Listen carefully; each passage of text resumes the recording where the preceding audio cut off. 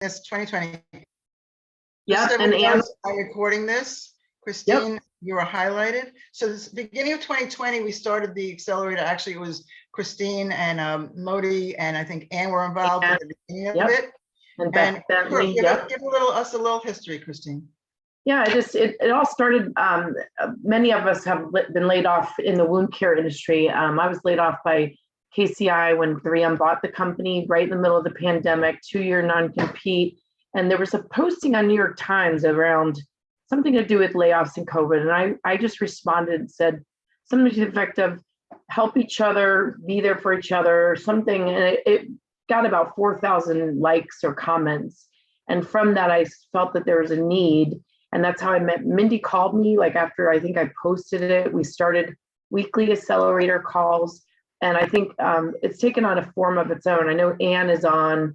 It was started with us, Modi, a few others, and many people have gotten jobs. So a lot of people are not with us any longer. And basically the whole goal of the accelerators is to communicate, network, have guest speakers. Mindy's taken this to the next level.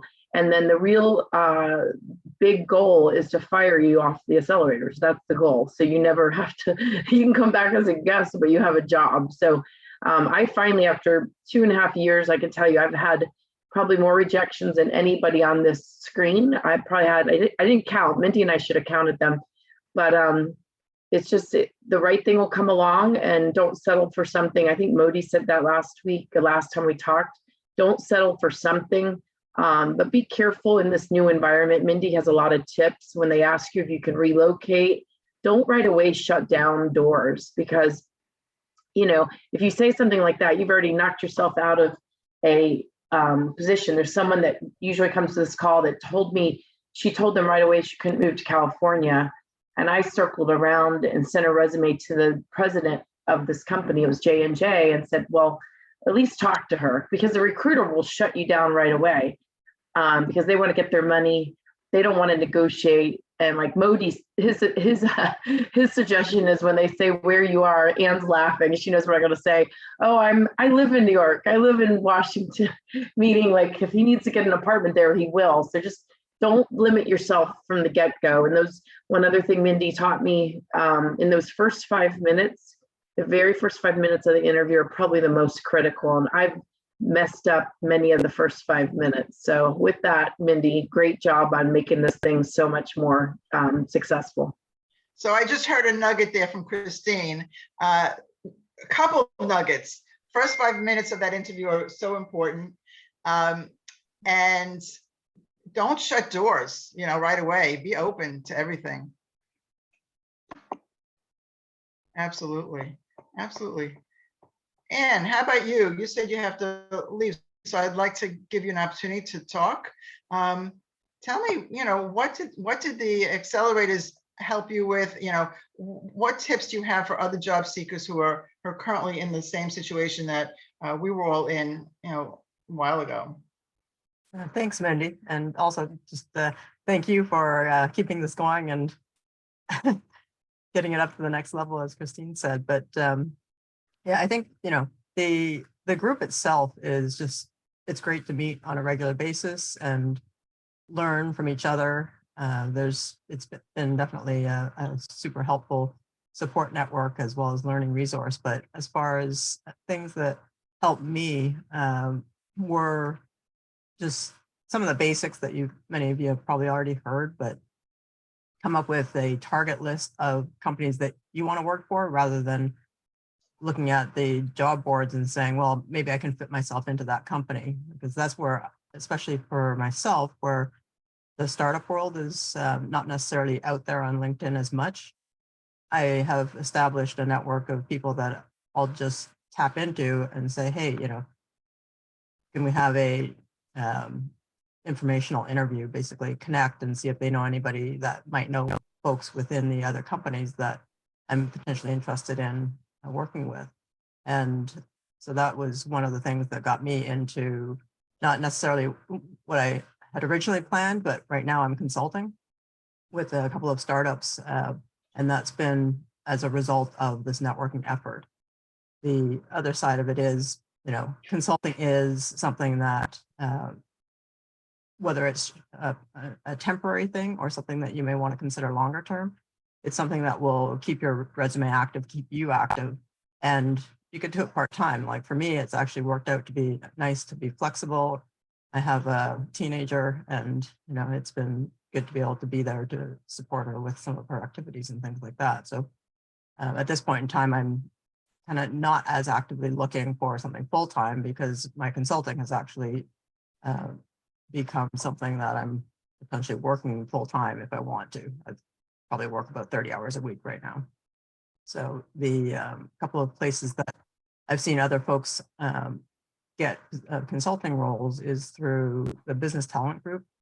And Catalant is another place that has been helpful for folks either here or in my network. And I can post those later. But I would say those are a couple of the things that I would recommend. And then also, just reach out to your network, obviously. And would you mind posting, you said Business Talent Group, what was the second one you said? Catalant, and I'll pull up the links and post it in here. Perfect. Yes, April's asking if you can list the consulting groups. She's gonna put them into the chat, the links, okay, so you guys can have them.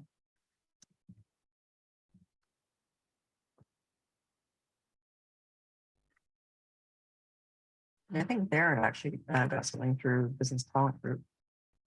Say that one more time, please. I think Darren found one of his roles through Business Talent Group. Sure. And when you're consulting, you can have multiple roles, correct? Yeah, and that's the nice thing is I'm in medical device marketing, and I have some really upstream, more clinical stage clients, and then I've got some that are downstream and more commercial, so I can keep my experience relevant and also expand into other areas that I may not have considered while I'm within the organization. And sometimes, there's a potential opportunity for them to bring you on board later. That's another way to look at consulting. Absolutely. So I heard a couple of nuggets from Anne. Make sure that you target your companies, right? Definitely be networking with people, and that's how Anne actually was getting some of these consulting gigs. And that consulting, don't look at consulting as something that, gee, I didn't get to my full-time job, I'm just consulting. It's never just consulting. Consulting will keep you active, will keep you relevant, and will get you fantastic opportunities. It may be just the right thing at this moment in time for you.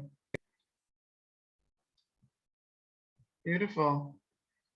Thank you, Anne. Anything else you want to share with the group? I think, just keep at it. It's definitely, you can look at it almost as a fun opportunity to learn a lot about a lot of different companies and potential industries, depending on what your role is. But I definitely found it interesting to explore that and then also develop my skills. Good luck with everybody. Thank you so much for sharing your time with us today, Anne, and so great to see you again. Yeah, nice to see you. Absolutely. What else do we have on the call? I think we have, oops, hold on a second. I'm just admitting some more people. Hold on a second.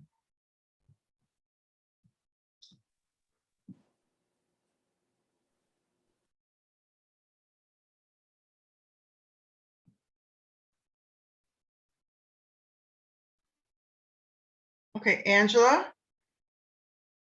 Hey, Angela. Hi, Hi, you able to come on screen? I am. Yes, she is. Hey, How are you Angela. guys? So Angela is one of our alumni, one of the Accelerator alumni. Angela, why don't you tell us a little bit about your career has taken a little bit of a turn, and I think it's interesting for everyone to hear about how that could work and potentially see themselves in a maybe a different role. Do you want to tell us a little bit about that? Of course. So my background is actually a graphic design and creative project manager, marketing manager. And before COVID, I took on a role as marketing manager for a real estate company. And for about 2 years before I took on that role, I was just applying for a position, and this came through. I think everything has a way of directing you into the right life path. So this role came on and I took the role, and I was there for about 2 years, and I recently left the position to just kind of do my own thing and do real estate. So I'm doing that now, but before I was with the company, I was struggling for a good 2 years to find a position that, with a different company, something closer to my house, and went on numerous interviews and, just different positions and things that I was just kind of testing the field out to see. I was just very tired, kind of, I guess, the day to day, and I just wanted to change. So I was just testing different positions. I took on different interviews, and doing the different interviews actually really helped me learn the interview process, get a lot better at the interview process. I did mess up still a lot. So every time I would get off the interview, I would be like, I think I did really good on that one, or I'd be like, that's a definite no. And the most interesting interview one that I did was for Johnson and Johnson, and they did a video interview, but there was no one on the other side of the video. So it was like as if they would just ask a question on the screen, and then I had to talk through it on the video and record myself. And I had 3 attempts to record myself. So of course, every attempt failed. And I knew right off, I was like, that's not happening. And it was the most weirdest interview process, because it was like as if I'm just talking to myself on the screen, recording myself, but then the third time that I would think that it would be good, I would mess it up, and it was an utter fail. So of course that didn't work out, but it definitely helped me learn. Social media is such a big thing right now, and a lot of companies are like trying to go that way. And it's not a new thing that we're gonna be seeing, the video interviews and the Zoom interviews. So it was an interesting process for me. But then at the end, I think I finally decided I'm kind of tired of the corporate world, and I want to do something for myself and give it a chance. So I decided, I got my license for real estate, and I joined a team where I'm their creative director, and I've been doing that since. So I am very happy doing that. Cool. But I have a lot of, I guess, creative ways that I've learned to go about things in a lot more creative process, as far as getting in front of the right person, interviewing, just, I guess, try to kind of get in front of the right person, no matter how many different ways you have to go about it. I sent out greeting cards to the marketing directors, to the CEOs, with my resume in there. I've reached out to multiple people in the same company, introduced myself, and there are people out there that still want help, and there are people that just don't respond. But the people that did actually want to help and were willing to help put me in touch with the right people. So I would just introduce myself and say, I'm looking for a position in your marketing department. If you can put me in touch with the right person. I saw that there's an opening, but I don't want to go through the process of just applying on LinkedIn or on your website, because sometimes the right wording can kick you off the process or keep you in. So not having like those 2-3 little important words in there makes a decision for the computer. So you don't even get in front of the hiring manager. So that was my way of kind of going about it. And I actually got in contact with a lot more people going about that route. Beautiful. So 100% these video interviews are becoming more and more common. Companies are trying to expedite their interview process. And so they are, utilizing this, but it's got to be just nerve-wracking just not to talk to anybody and just, But one of the things you can do is definitely practice. You can turn on your own Zoom call and just talk to yourself. So you can do that. It feels weird, but it might be something that, you might want to think about doing. Yep. So while we have you, Angela, how did you keep yourself motivated during the job search? You said it was like over 2 years. How did you keep yourself motivated? And then I'm going to go to Christine, and anyone else who wants to jump in at that point, please, because we all need to stay motivated all the time. So any nuggets that you have for us to help us stay motivated during, a really frustrating time, that would be great. Surprisingly, my motivation was on LinkedIn because I saw the struggles of other people trying to find a position and just kind of encouraging each other. I met Christine and then joined the Accelerators team, and she was actually very encouraging as well.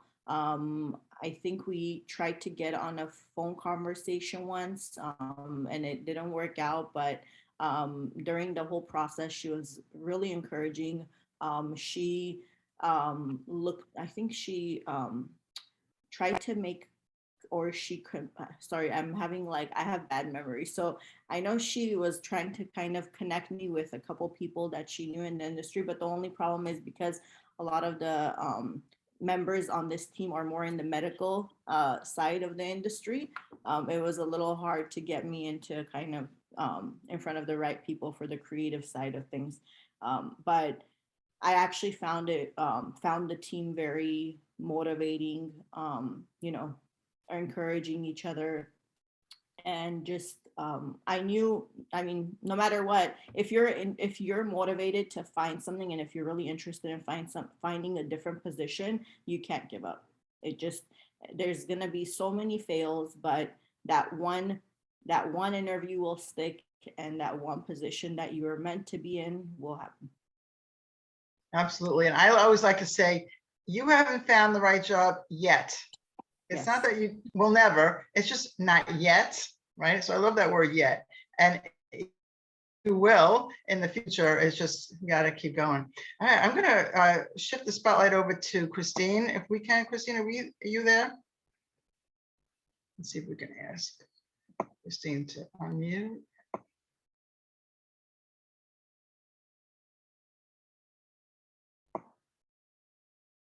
I'm not sure if she's there anymore. We'll see. All right, so I'm going to open it up to everyone. What are you guys doing? And we'll open the floor to anyone. What are you guys doing to stay motivated? Hey, Rita? Rita here. I decided Yeah. to just start freelancing. There you go. Start freelancing. So what does that mean to you? What is that? How is that helping you? It's helped me. I actually, within 24 hours of posting that I was opening up to freelance work and I'm in digital marketing, I got a client within the first week. I had a number of interested people. I've started this last Monday as with my client. And what it means to me is that I'm able to continue to build my resume and continue to add things. Even though I don't have a corporate position, it's still more experience that gets to be added in. So when I start applying for jobs, that information is on there, and that's motivation to me. 100%. Plus a little cash, right? Doesn't hurt. Exactly. So I feel like a theme is happening today, because Anne said the exact same thing, that she was also searching for a long time, and she ended up consulting, and she's consulting, I think, at 2 different firms now.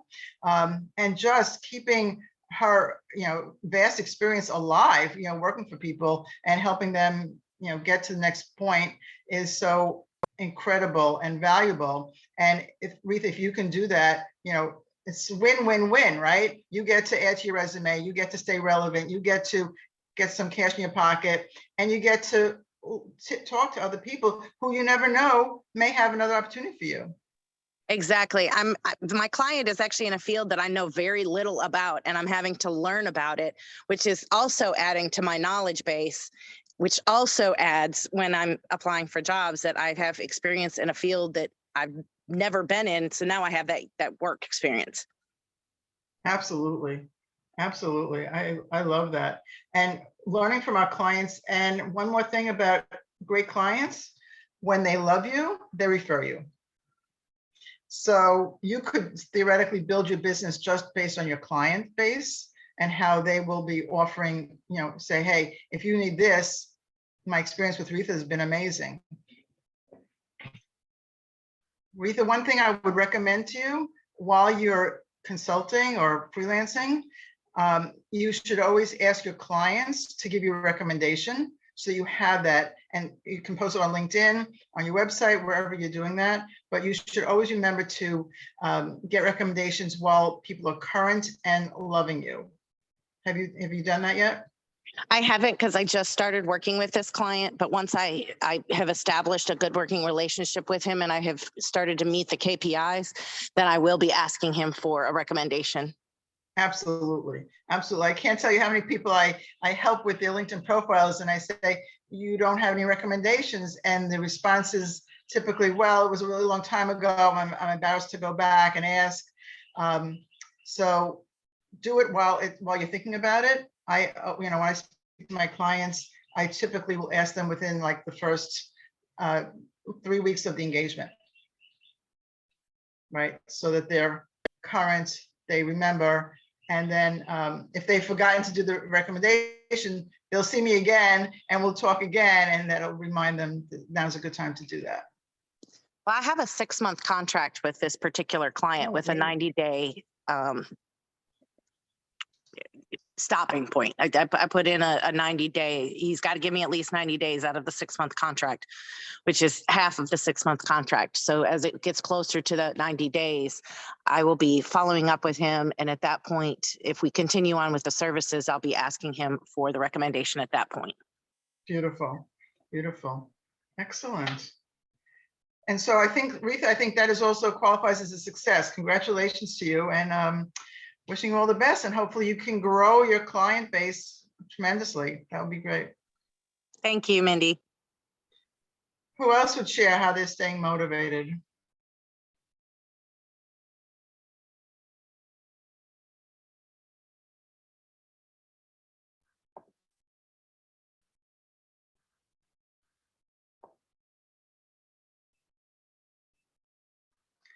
Let's see here.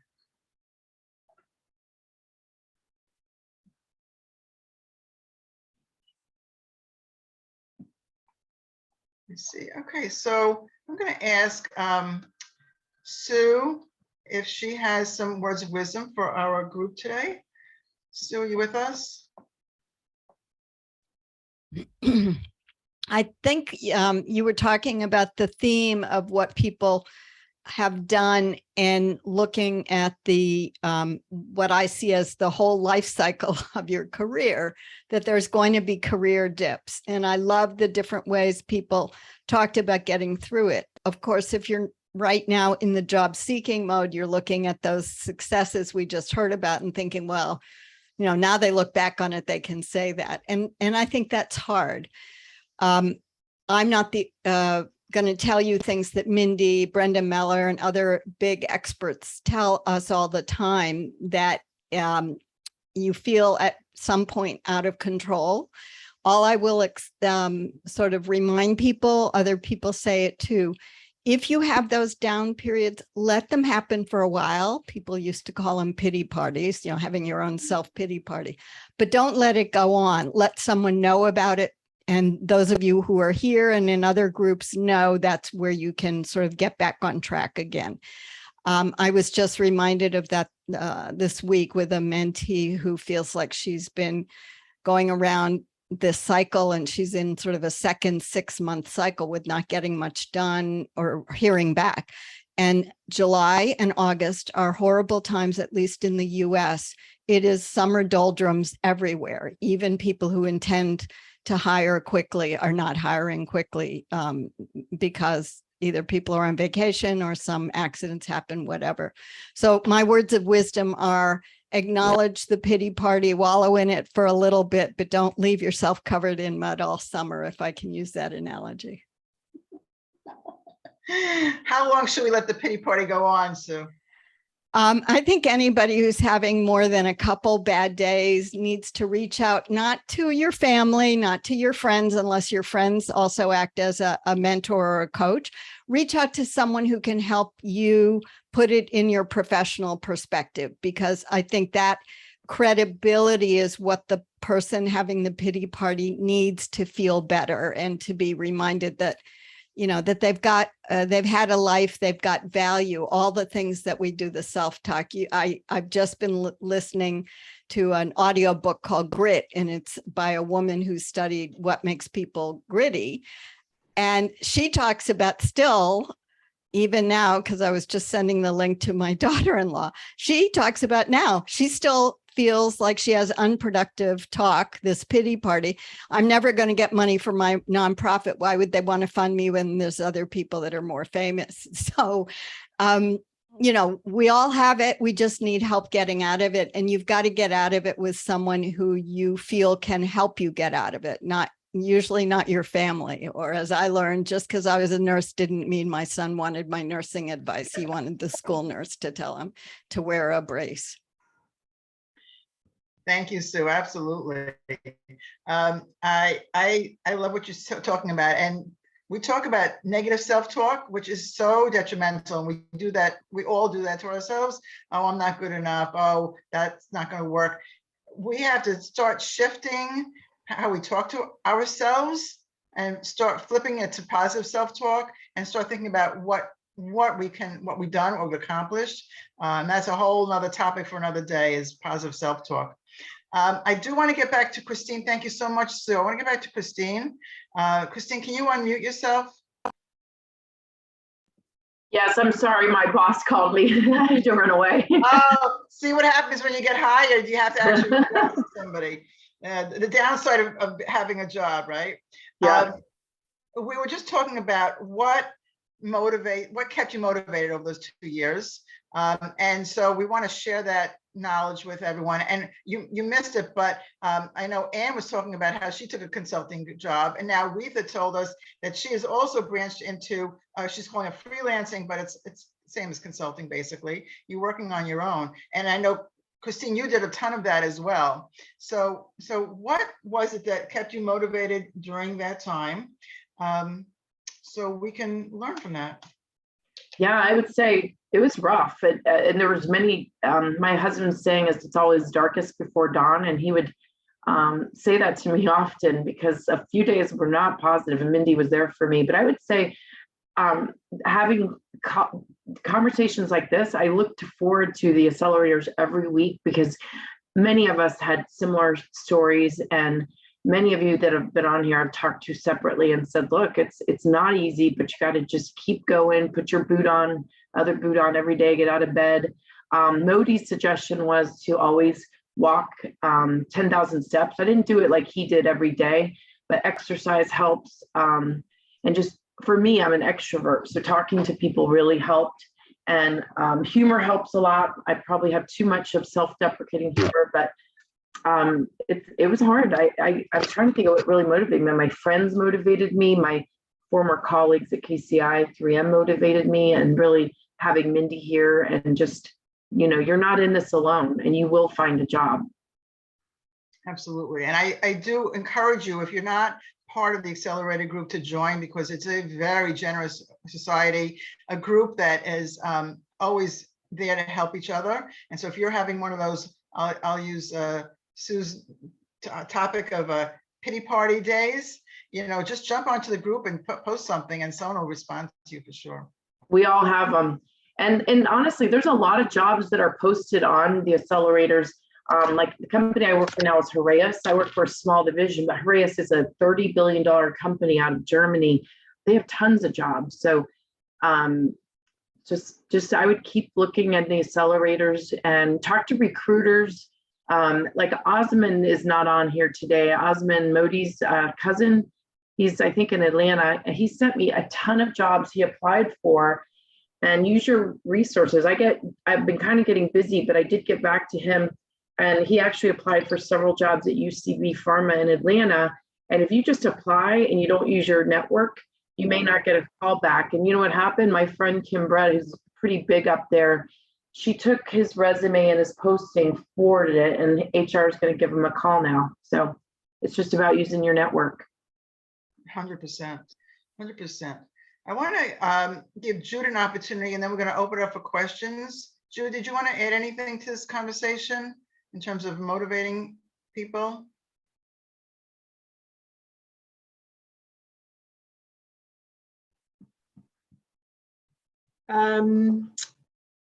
You know, Hello. I would say, don't forget to have some fun.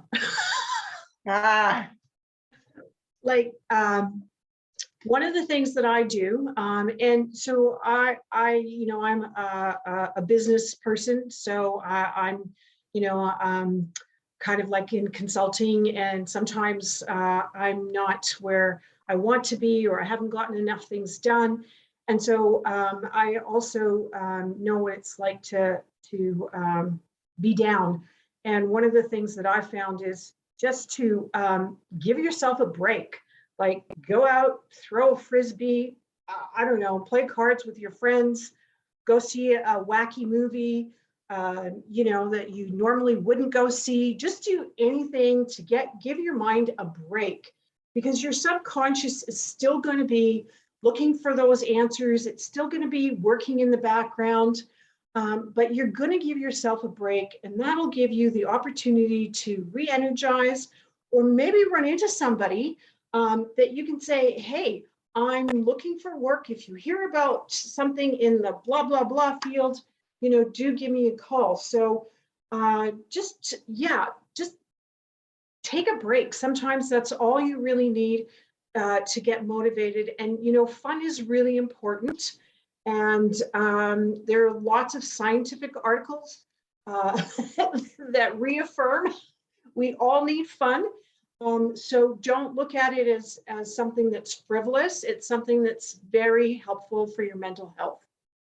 100%. I'm going to add to Jude's story. One of my very first clients was a young man who was telling me that he spends like all day long applying for jobs, and he hasn't found anything in a couple of years.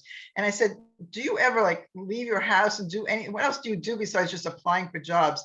And he said, no, I try not to do that. I said, I have a task for you for this week. We was meeting on a weekly basis. I said, do you have a dog? And he said, yes. I said, good. I want you to take that dog for a really long walk around your neighborhood and make an effort to say hello to people on the walk.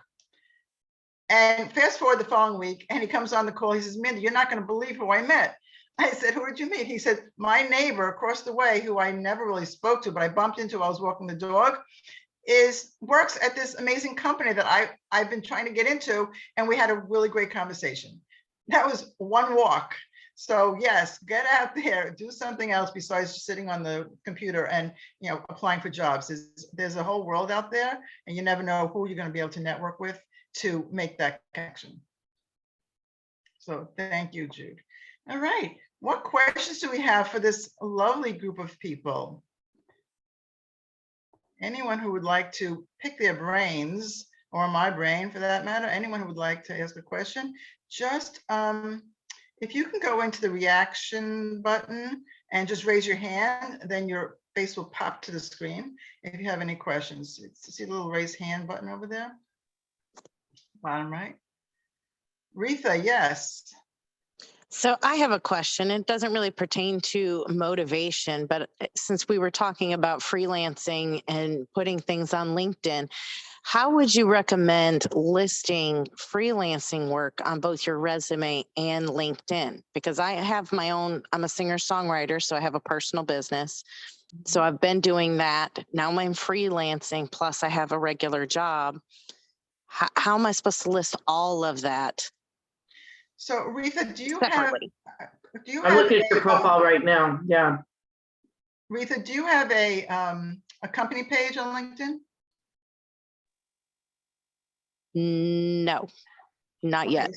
So you can create a company page that is specific to I know you do songwriting. You could have a company page for songwriting, or you could have a company page for your new freelance business. Give it a name, make a logo, and make it look like you have a significant company. And then you post the job as you are working with, we'll call it Retha's, whatever, Dynamite Retha, we'll call it. And you post that, you create your company page, and then you link it to your LinkedIn profile. I can show you how to do that, Retha, when we get off the call, if you like, okay? Okay. Yeah. Now, how would I think- list it on my resume? Same thing, you're gonna call, what do we call it? Dynamo Retha? I forgot what we called it already. Whatever your company name is, we're gonna list it under that. Okay, so it's okay to have multiple jobs going at the exact same time? Yeah, but you put it under one umbrella. Yeah, so if you have multiple clients under the Dynamo Retha brand, then you're just gonna list that brand, and you're going to be talking about the things that you can provide, the services you can provide. That would be both on LinkedIn and on your resume under that Dynamo Retha umbrella company. Retha, my opinion, and I'm looking at your LinkedIn. I just linked into you. If I were looking to hire like a digital person, I think your LinkedIn needs more focus. If you're looking for digital work, I don't think the singer-songwriter, I think that's a separate thing. I think you might, I mean, if I were you, I would, hire Mindy. And this is not about soliciting. We never solicit on here, but just get with Mindy for like given an hour. I think your LinkedIn needs a lot of work. And trust me, mine needs a lot of work probably still today, but you have so much on here. Like, to me, what pops out is you're a veteran. People love to hire veterans. The fact that you have digital analytical, that's great. Singer, songwriter, I kind of would sidebar that unless that's the business you're seeking on LinkedIn, which I don't think it is. Well, the problem with sidebarring that is that I have 4 years of digital marketing experience because of that. Right, but I think there's a way to word it that you did digital marketing for this industry, the entertainment industry, and make it less about your brand, singer-songwriter. And Mindy, do you know where I'm going with this? Because I think it confuses people. At least it confuses me a little bit. Does that make sense, Mindy? Defer to you. Yeah, no, I think that there's some opportunities here. I'm looking at it right now. Kathy Moore. Oops. I'm happy to look at it with you, Retha, when we get done with the call, okay? Okay. I just think you have a lot here. And I think if I were looking to hire you, I'd be like, And to me, your strength that I would highlight is all your digital, because digital can be, digital, someone that does it in entertainment can cross over and do that in medical device, pharma, anything. That's where I personally think I would focus, because you could get hired immediately for so many different jobs in the digital space. Everyone wants someone with digital. Okay. Great advice, Christine. Thank you. Thanks, Jenna. Thanks, Retha. Anyone else? And by the way, Retha, Brenda Meller is joining our call next month, and she said she would work on resume profiles. And so if you want to join us, then it might be a good opportunity to have Brenda take a look. She's certainly an expert on that. Yeah, she's helped me a lot on the Friday calls that we do with her. Mm-hmm. It's come a long way. I know my LinkedIn still looks bad. So does my resume. But you can only stare at something for so bad. long. Nothing's bad. Yeah. Nothing's bad. We're going to rephrase your talk. We're not going to do, it's not bad. It just has lots of opportunities, and you're just not quite there yet. It's all perfect because we're all works in progress, right, Retha? Yeah, because I know I have the experience. I just have not been able to figure out how to say what it needs to say and make it look better than it does. Okay. So If I may comment on that, this is Angela. Angela, yes. So what actually helped me with putting the description of what you, the right wording, I guess, in your job description is when I was searching for positions and I was reading through the description of what the position is, and I found verbiage in there that I thought, hey, this sounds so much better than the way I put it, or this is exactly what I do, but I found it difficult to explain that part of my position. So I would take that idea that they had, switch around the wording a little bit, make it my own, and put that into my LinkedIn profile and my resume. So I was constantly updating my resume and my job description and what I did based on what was current and in the market and better job descriptions out there. I actually love that, Angela, and I believe in looking at job postings. They are gold, and just about everything you need is in job postings. And so looking at a variety of job postings to see the language that they're using is really important, certainly for keywords. And also if you have trouble explaining what you do, you might find it in job postings. Okay, let me get to Joan.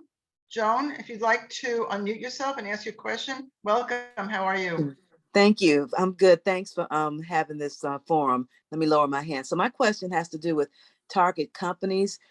We hear a lot about them, and sometimes I want to know what is the most effective way. I know LinkedIn is probably, but my challenge is trying to look for companies that tie that into things that, like my values, like let's say integrity, honesty, ethical, and then put in the HR space. I'm just not sure how to search that either on LinkedIn or somewhere else. So how do I search for target companies that have the values that I imbibe, that I value?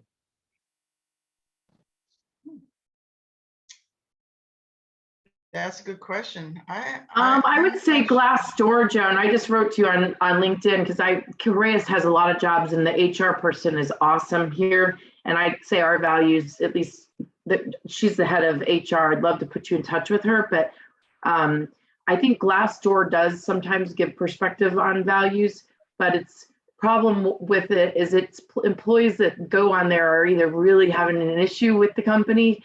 Like I worked for 3M, right? And they treated me terribly. I'm just going to say it, but it's over with. If you look on Glassdoor, people are like, oh my God, it's the most amazing company. But I know from the inside differently. So it's kind of hard. I think you can't really do that until you interview, right, Mindy? And really dig around and talk to people.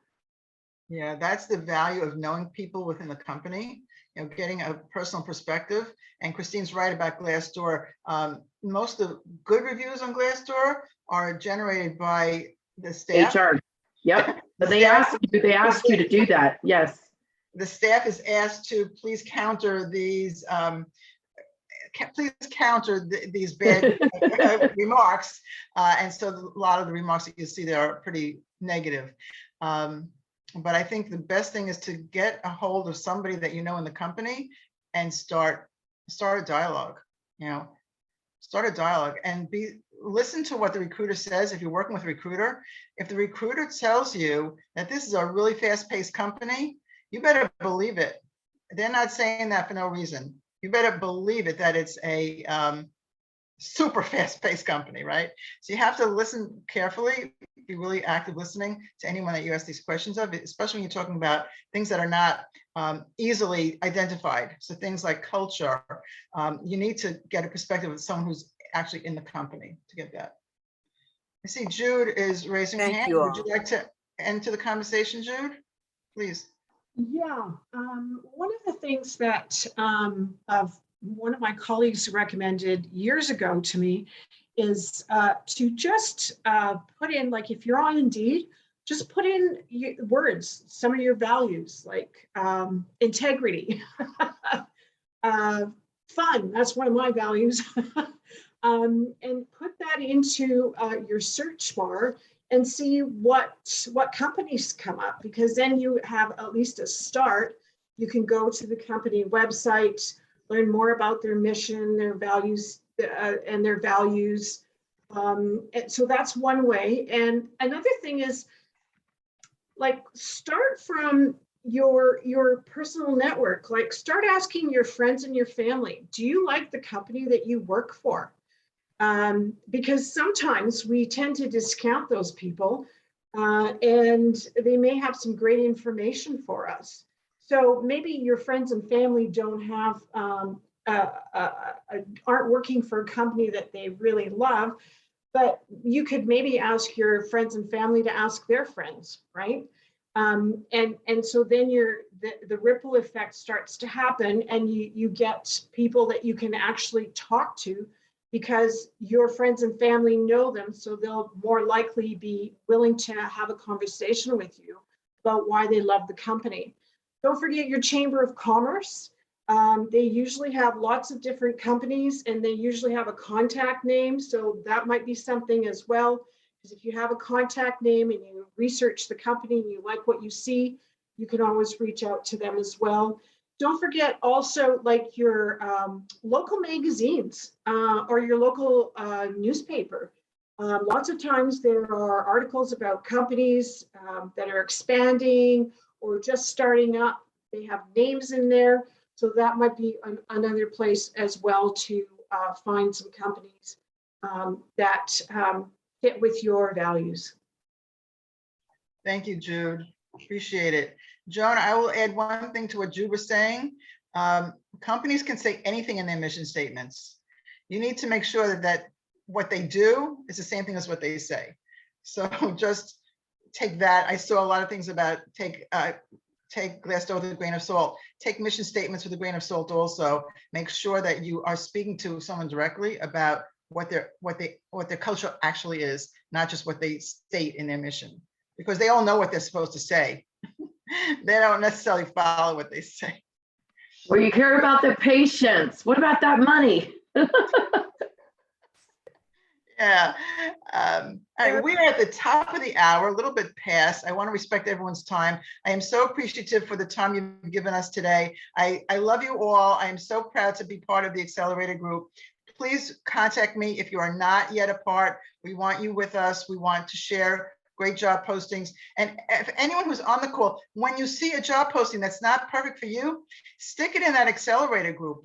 Absolutely, and share it with others. That's what we're doing. We're learning and we're sharing. That's the goal of life, right? Learning and sharing and learning and sharing. So I thank you all for today. Remember to register. I will get that up probably later on today. And we hope to see you next month. Take care and have an amazing day, everyone. Bye, everyone. Thanks. Bye-bye. Bye.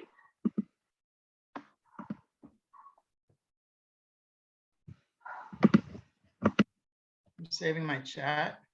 I'm right to Jen. I couldn't find her on LinkedIn. Jenna Abedin. I couldn't find her on LinkedIn. Hold on. Yes, I want to stop recording. Yeah.